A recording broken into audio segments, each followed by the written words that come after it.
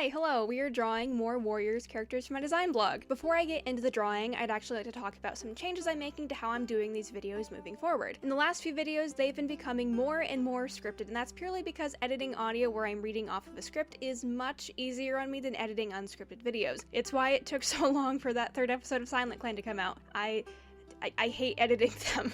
Either way, I've also decided I want to focus on going into more depth about the characters I'm drawing, and the videos now being scripted is allowing for me to do that better. Without wasting too much time, let's get into talking about cats.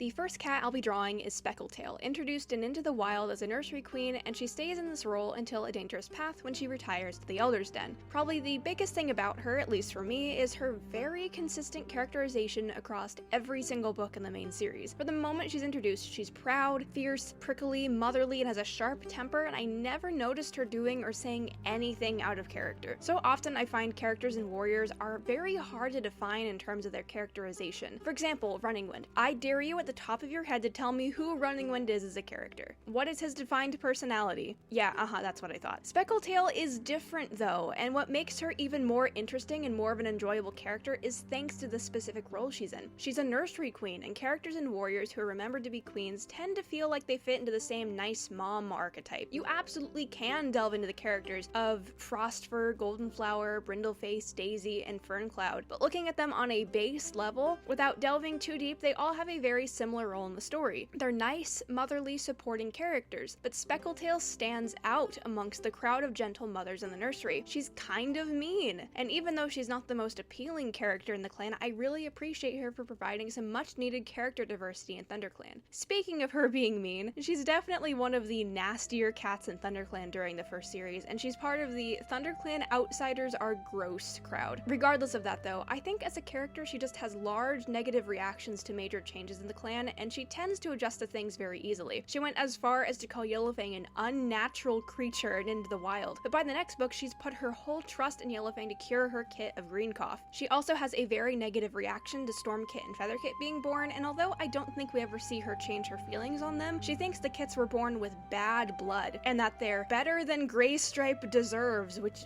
Jeez, Speckletail, okay. Her most major appearance is in A Dangerous Path, which I don't think I really need to explain what happens here since I think we all should know, but I'll sum it up very briefly anyway. Speckletail's kit, Snowkit, is confirmed to be deaf, and basically everyone in the clan believes that he can't be a warrior as a result, which she is very reasonably upset with. Before Snowkit's story can progress any further, he's taken away by a hawk, which makes Speckletail decide to retire to the Elder's Den. I'll talk about Speckletail more in the future when I get to draw her as an elder, but till then that's my Speckletail design. I designed her mostly based on what her relatives look like, at least the ones I've already drawn, which are her kits, Goldenflower and Lionheart, and her sister One Eye, but mostly Goldenflower. They have the same face shape, eye color, and Speckletail spots were made to look like her daughter's stripe pattern.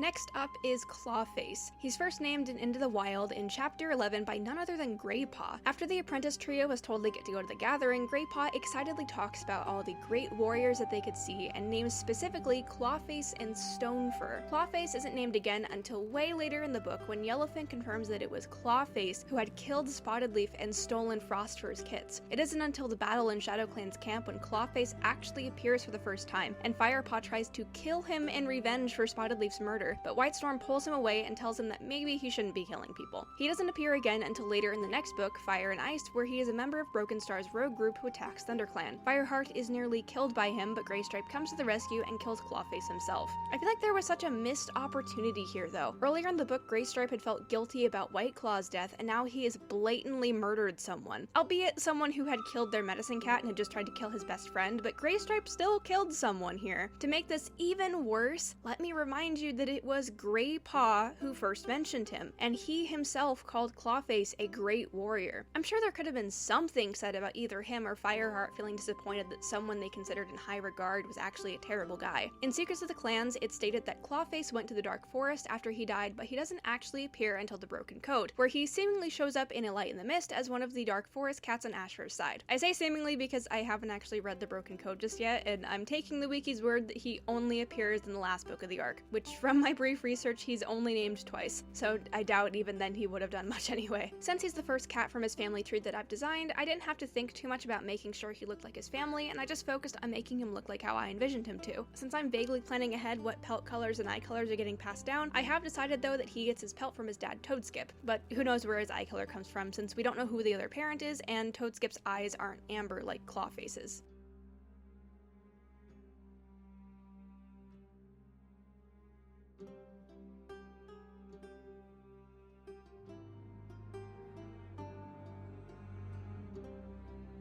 And the last cat that I'm drawing for this video is Stonefur. He's first mentioned alongside Clawface in Into the Wild in Chapter 11 by Grey Paw, who talks about them being two of the great warriors that they could potentially see at the next gathering. He doesn't officially appear in the books until Fire and Ice, when he and his apprentice Shadepaw nearly catch Fireheart on RiverClan territory while he's trying to talk to Silverstream. Later in the book, Fireheart briefly fights him during the battle, but it's not until the next book, Forest of Secrets, that Stonefur actually does something. While investigating Redtail's death, Greystripe and Fireheart learn from Ravenpaw that during the battle, Oakheart had protected Stonefur and told Redtail that no ThunderClan cat will ever harm that warrior, which they think is odd. They end up talking to Mistyfoot, who confirms that Stonefur is her brother and that Oakheart is their father, but even she thinks that this was an odd or out-of-character thing for their father to say. Later in the book, Fireheart and Greystripe save Mistyfoot's kits after they were swept away by the river, and Stonefur comforts his sister once she's reunited with them. While Fireheart and Greystripe are still in camp, Stonefur is shown to be generic. Very generic. This is an overarching thing throughout all of his appearances, but Stonefur has absolutely no defining personality besides being a good warrior, which is unfortunate. What makes this even worse for me is the fact that he serves as just an accessory to Mistyfoot, and there's nothing of note that he really does until he dies in the last book of the first arc. By this point, he's now the deputy of RiverClan under Leopardstar and is mentoring Greystripe's son Stormpaw. I'm sure you all know what happens here.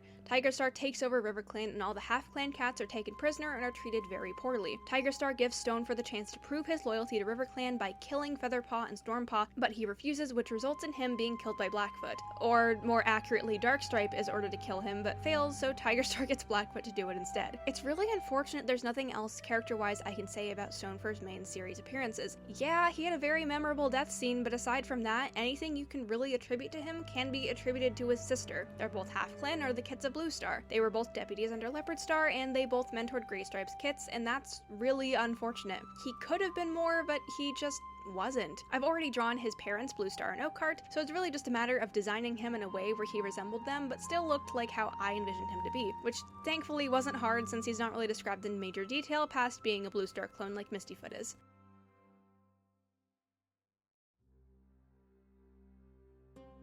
And that's the end of this video. I had a lot of fun doing research and delving into these characters. It feels like I actually learned a few things while making this video, which was really fun. Next up, I will be doing Cricketstar, Tallstar, and Blackfoot.